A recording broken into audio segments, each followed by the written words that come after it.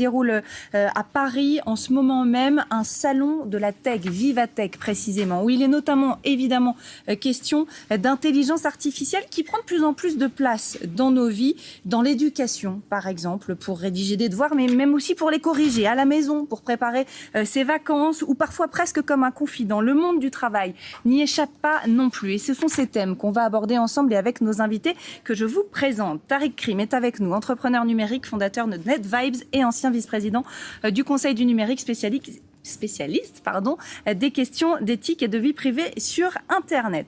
Isabelle Hilali est également à nos côtés. Bienvenue, fondatrice et CEO de Datacraft Club qui permet un échange de bonnes pratiques entre les experts data et l'IA. Laura Siboni est également à nos côtés. Bonjour et bienvenue, enseignante IA à HEC et auteure de Fantasia, contes et légendes de l'intelligence artificielle. Et on est également avec Chadi Antouche, directeur associé en charge de l'IA. Bienvenue dans le cabinet de conseil Wavestorm. Vous avez notamment co-réalisé une étude dont on va parler, qui a été publiée hier.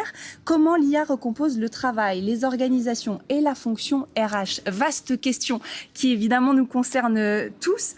D'abord justement sur la question du travail. Comment aujourd'hui l'IA se matérialise dans le travail, Chadi Antouche? Bonjour, merci pour l'invitation. L'IA, elle s'invite au travail en fait depuis 2-3 ans et effectivement l'émergence de l'IA générative en particulier dans le grand public. On voit que c'est une technologie qui vient du grand public dans l'entreprise, puisqu'en fait, tout un chacun l'utilise aujourd'hui au quotidien et dit « ce truc est génial, je veux pouvoir l'utiliser au travail ». Quand on parle d'IA générative, on rappelle ce que c'est?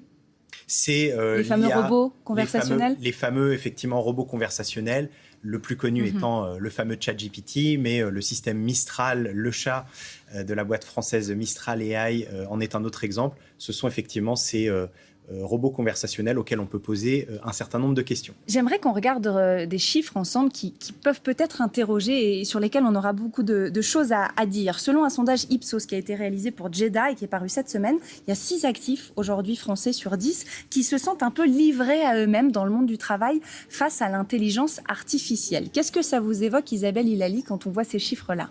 Alors, déjà, nous, on trouve qu'il y a une grosse évolution entre avant l'IA générative et après. Avant, c'était vraiment un tout petit nombre de personnes qui se sentaient concernées. Maintenant, avec l'IA générative, on voit que tout le monde s'en est un peu emparé.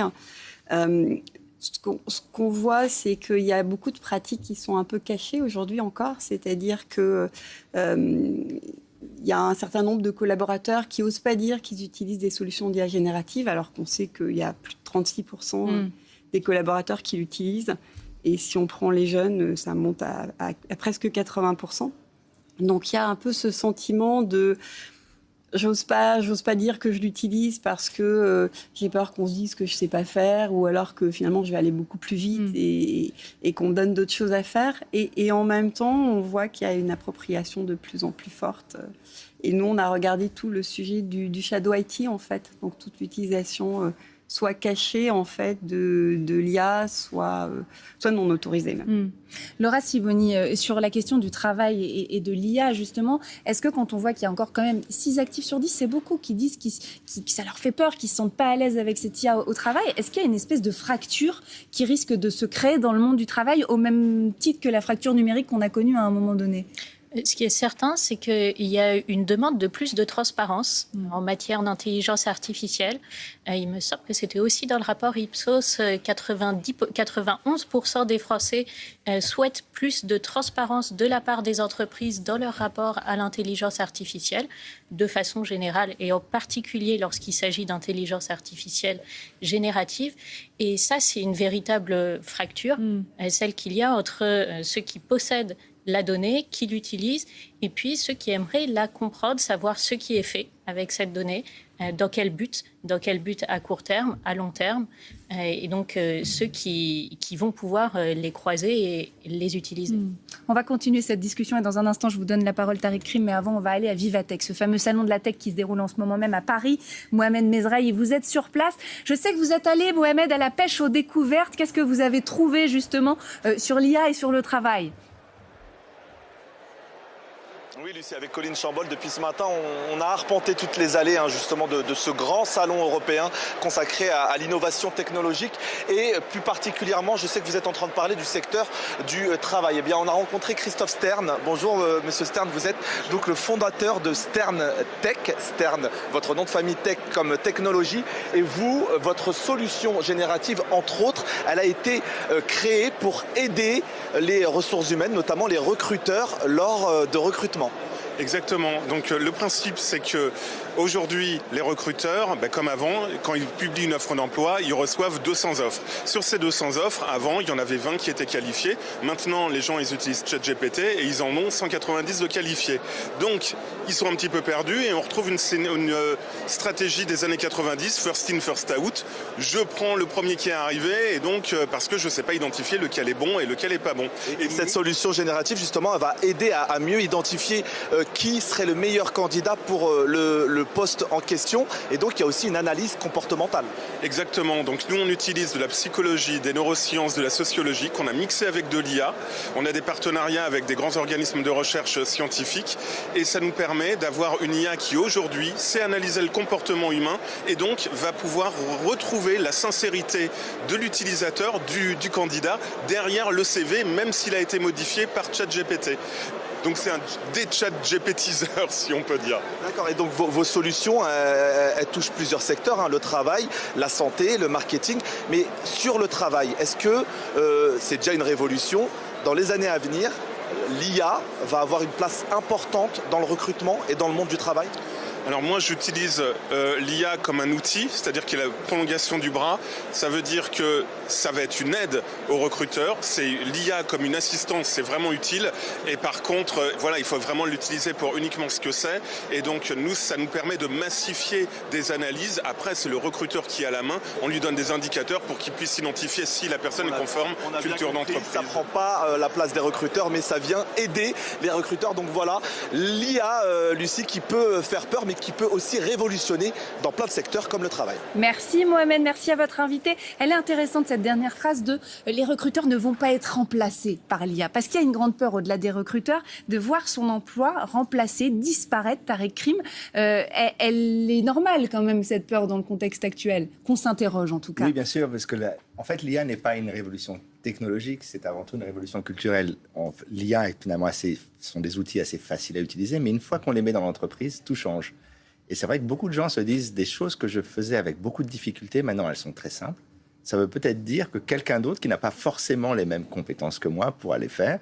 C'était effectivement ce qui était annoncé. Mais il y a aussi cette question, pour moi l'IA ne remplace pas le travail, elle remplace les tâches. Donc la question pour un journaliste, les tâches sont différentes. Les tâches qu'on peut maintenant, on peut utiliser des outils pour résumer, pour faire des recherches, on pourrait faire écrire, mais on ne le fait pas parce que finalement on a aussi besoin de contrôler ce que l'on fait. L'IA n'est pas toujours très fiable, il faut quand même le dire, donc il faut vérifier. Donc le temps qu'on gagne à faire des choses, on le perd à vérifier que ce qu'on a fait plus facilement est correct.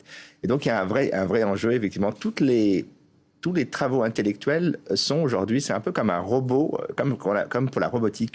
À l'époque des voitures, on a facilité certaines choses qui vont se faire au niveau des tâches intellectuelles. Et c'est vrai que tout le monde se pose des questions. Et la première des questions, c'est est-ce que moi, dans ce nouveau monde, avec tous ces nouveaux outils, je suis capable de faire ce que je faisais aussi bien ou est-ce que quelqu'un d'autre, voire un robot, parce qu'on parle de l'IA comme un outil, mais c'est aussi un collaborateur, on en parlera peut-être, va me remplacer? C'est vrai que c'est une question que tout le monde se pose aujourd'hui. Ouais, c'est une question très vaste. On n'a pas encore forcément toutes les réponses parce que tout cela évolue au même temps qu'on en parle presque. Chadi Antouche, vous avez interrogé dans l'étude que vous co-réalisez justement la place des RH, des ressources humaines en lien avec le développement de l'IA dans le travail. On voyait ici une expérience presque d'utilisation de l'IA pour contrer l'IA qui aurait aidé un peu à tricher dans les candidats. Les ressources humaines, ça va rester un poste très important malgré ce développement de l'intelligence artificielle? Je dirais que ça va rester un poste très important, en particulier dans le cadre du développement de l'intelligence artificielle.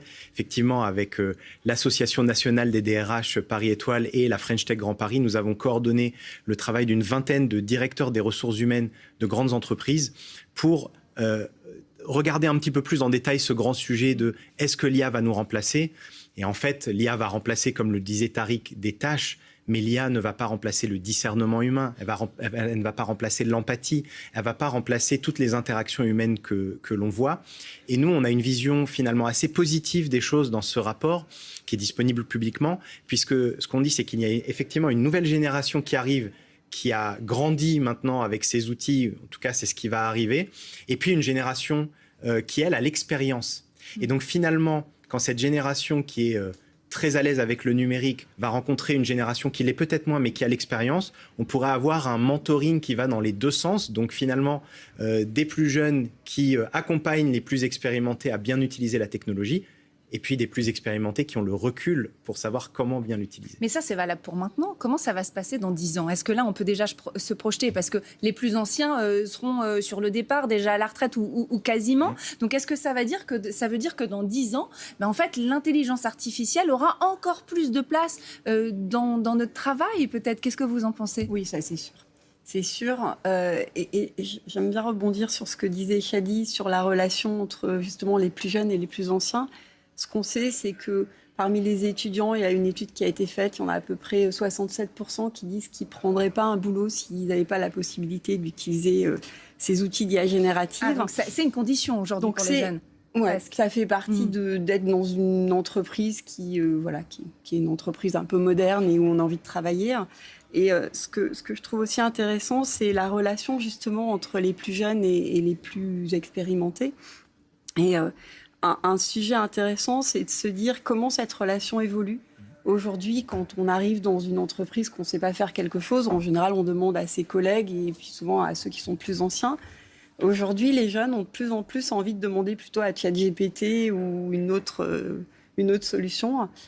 Et ça, c'est un vrai sujet, en fait.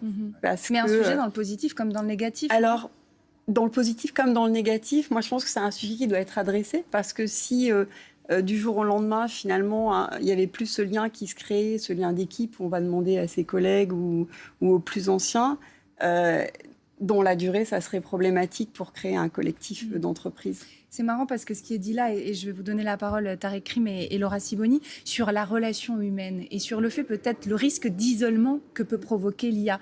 C'est vrai dans le travail, mais c'est vrai aussi dans la vie. Récemment, nos collègues de France Info Web faisaient récolter des témoignages de jeunes qui disaient que l'IA, c'était presque un confident parfois. Absolument.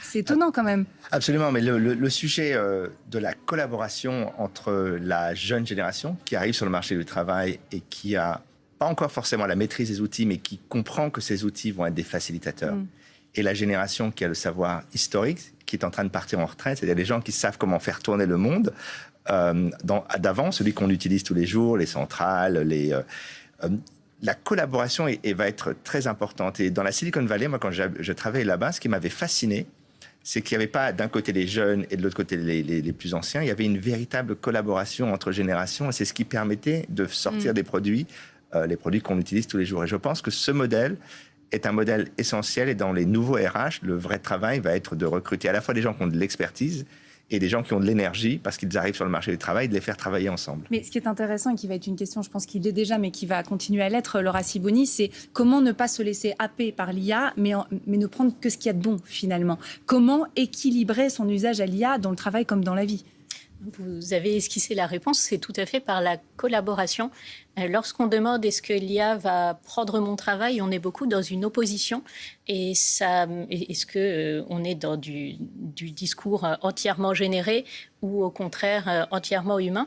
Et ça laisse dans l'ombre toute cette partie de collaboration avec l'intelligence artificielle, d'hybridation. Il y a une étude qui est sortie il y a 2 mois de la Harvard Business Review qui utilisait un peu la même méthodologie que celle de vos collègues, mais à l'échelle mondiale, qui a cherché des témoignages sur Reddit, sur des plateformes anonymes en ligne, pour voir quels étaient les usages qui étaient faits de l'intelligence artificielle et surtout pouvoir comparer avec 2024.